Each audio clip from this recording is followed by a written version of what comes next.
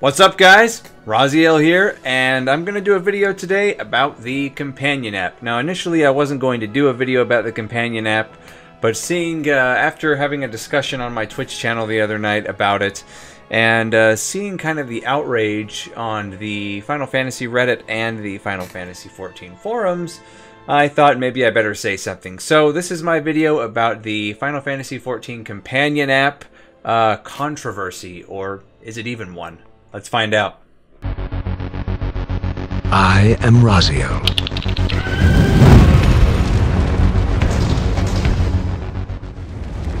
So, the Final Fantasy XIV companion app, which was announced in the live letter, the latest live letter, has kind of got people with their torches and pitchforks running around. And I was asked during my last Twitch stream what I thought about it, if I had an opinion. And I do have an opinion, and there is a reason why I haven't made a video about it yet. Was mainly because I don't fucking care. I mean, can we... Not that I don't care about, the game, or I don't care about, companies trying to make money, in kind of greedy ways. But that I know there's absolutely 100% nothing I can do about it, with the exception of simply not paying for it. The companion app, represents something that, unfortunately, I mean, it's stuff I disagree with, but unfortunately, they are things that will never, ever fucking go away now from MMOs, from the MMO market. And that is microtransactions attached to even games that are sub to play.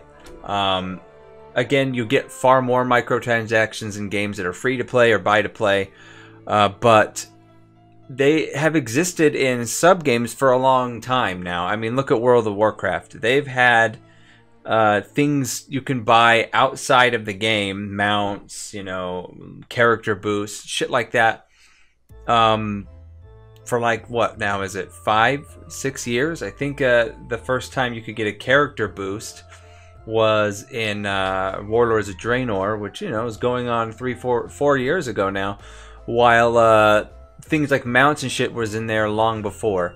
Now, Final Fantasy XIV is no different. In Final Fantasy XIV, they have mounts, they have, special glamours, they have dyes, they have emotes, all kinds of shit that you can buy for real money and then have it be in-game. Now, they arguably have more to sell than World of Warcraft did, to my recollection. And is it a practice I agree with? No. I think that every item that is in the game, that is in the Mog Station right now, with the exception, of course, level boosts and story skips, should be able to be achieved in-game. Should be things you should be able to find in-game. Like the mounts and the emotes and and the dyes, yeah, you can get them in game. You can craft them, but they're really expensive on the market board, and so instead you can buy those really rare dyes on the Mog Station. Now, do I disagree with it? Yes. Am I up in arms about it? No. The reason why is because if you don't want it, don't buy it. The only way things like this, microtransactions in sub-to-play games, are ever going to have a chance of disappearing is if there's no market for them. If people don't pay for that shit, it goes away. If it's not making them a profit, it goes away. Now, there are things, and I was really against this, and I still kind of am, but under, I think it's okay under certain situations, are things like the character boosts, the level boosts, the story skip. I mean, WoW has had a level skip for a level boost for a long time.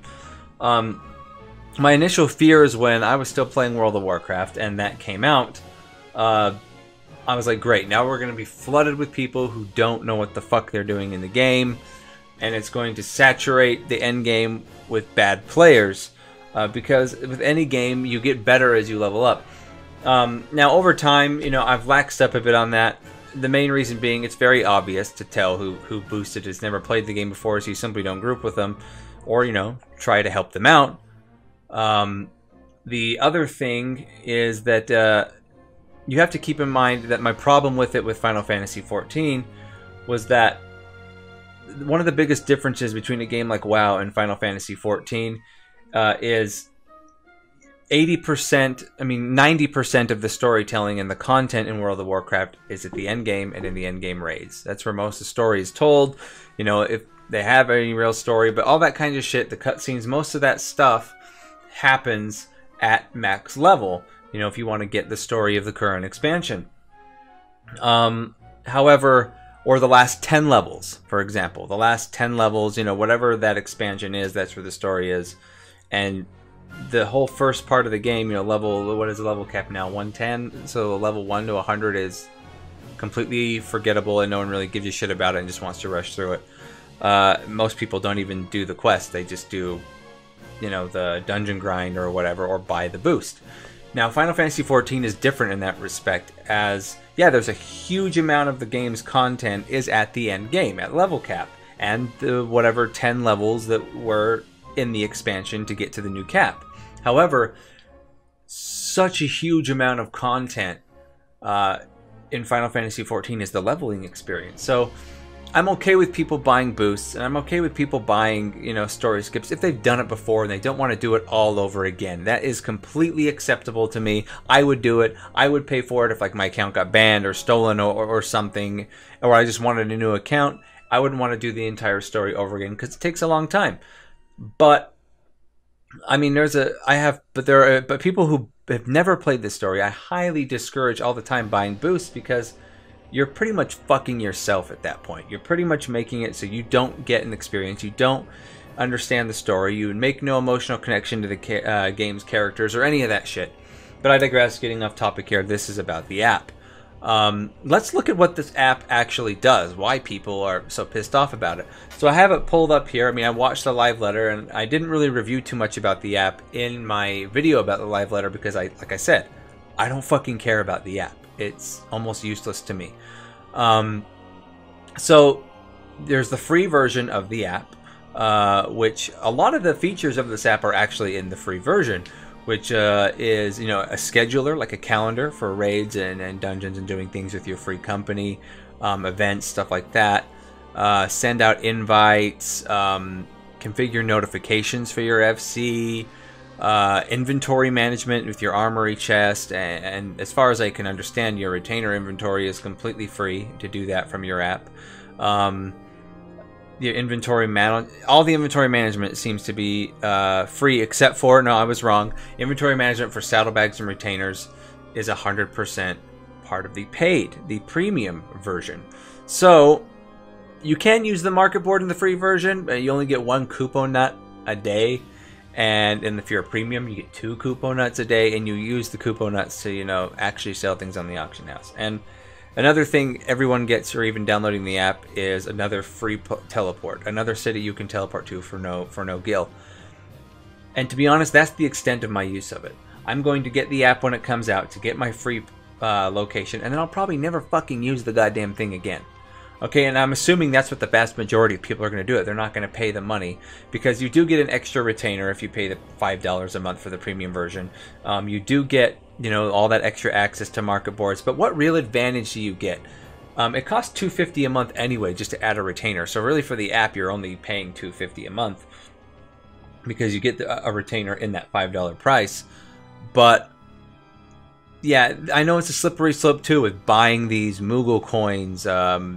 To let you, you know, put items up for sale or revise your listings and purchase items from the market board. But who fucking cares? How many times have you been looking for something on the market board and be like, fuck, man, if I could have just logged on to the market board earlier, you know, in the middle of the day while I was at work, I would have had that item I needed.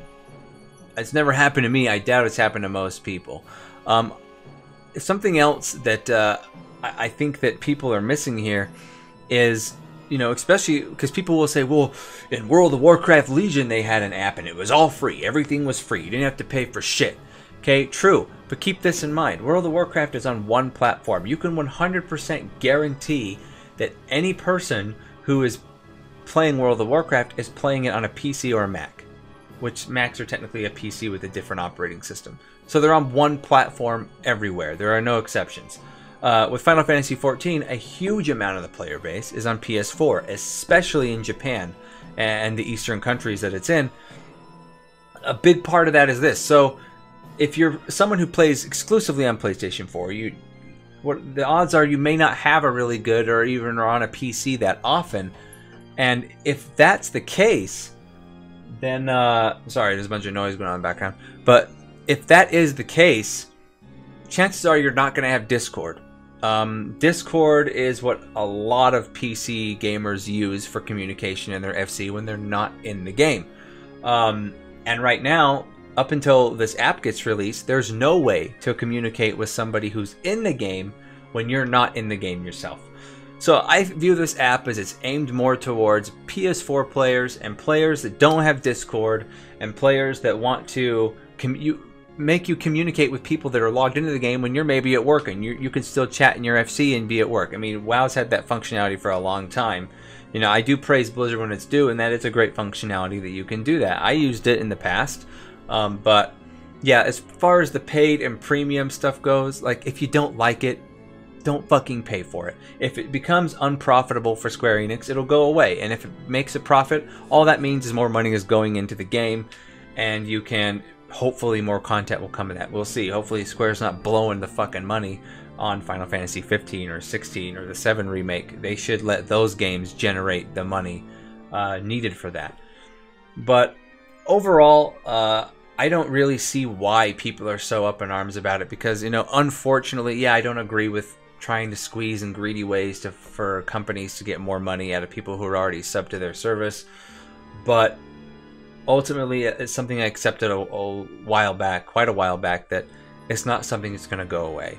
In the early MMO days, you know, EverQuest, Shuren's Call, Dark Age of Camelot, Vanilla WoW, Burning Crusade WoW, Arcade, not Arcade, that's definitely fucking not in this conversation, but you know, Ion, a ton of these MMOs, microtransactions weren't even a thing back then. They weren't even thought of, and I wish that was still the way things were, but it's not. We have to get fucking over it, because the reason why these things exist is because people pay for it. Gamers are gullible and suckers a lot of the time, and they'll fucking just buy shit up even if they disagree with it. I won't buy something if I disagree with its practice, plain and simple. And as far as microtransactions games, you know, microtransactions in games, especially, you know, multiplayer games goes, let's be honest, it could be much fucking worse. Much fucking worse. Okay? It gets way worse than this. At least Square and even games like WoW aren't locking the actual story of the game behind a paywall, lore items behind a paywall, pretty much everything that in its previous game was part of the game behind a paywall. So it could be much worse, and hopefully it doesn't get much worse. It is something I disagree with, as I said multiple times in this video, but ultimately all you can do to have any chance of changing things like this is vote with your wallet. Vote with your wallet. That's what I do. That's what I highly recommend you do, because bitching and moaning on forums and Reddits with pitchforks does nothing. I mean, when has it done anything for any game, really, that's had microtransaction problems? I know that there's some up-and-coming MMOs, like Bless Online, for example. People raised hell about, we don't want microtransactions, and the company didn't put microtransactions, and they said, yeah, we hear you, we don't want microtransactions, but... Excuse me, it's a squeaky chair.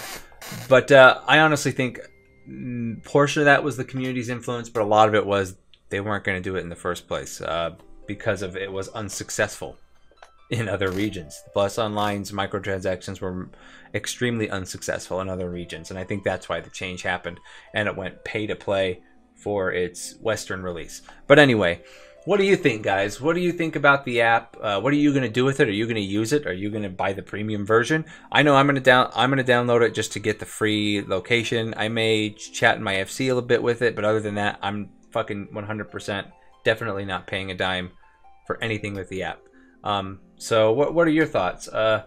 Let me know. Let me know in the comments down below what you think. Feel free to drop by my Twitch. The link is in the description below and on screen now. I stream every Tuesday. Right now, the times are every Tuesday, Thursday, Friday at 7 Pacific. Drop by. Come have a chat with me. Give me shit. By no means am I trying to replace my YouTube channel with Twitch. Twitch is just something extra that I'm doing. I'm going to be making YouTube videos for the far foreseeable future. I enjoy doing it. I enjoy interacting with you guys. So fucking follow if you haven't already and you liked what you saw. Subscribe, hit the little bell, you know, so you know when I post new content. Follow me on Shitbird, also known as Twitter, which I can't stand, but it's a necessary evil these days. And if you didn't like the video, go ahead and downvote. Tell me some nasty comment. And don't forget to fuck yourself with a cactus first, though, because I don't give a shit.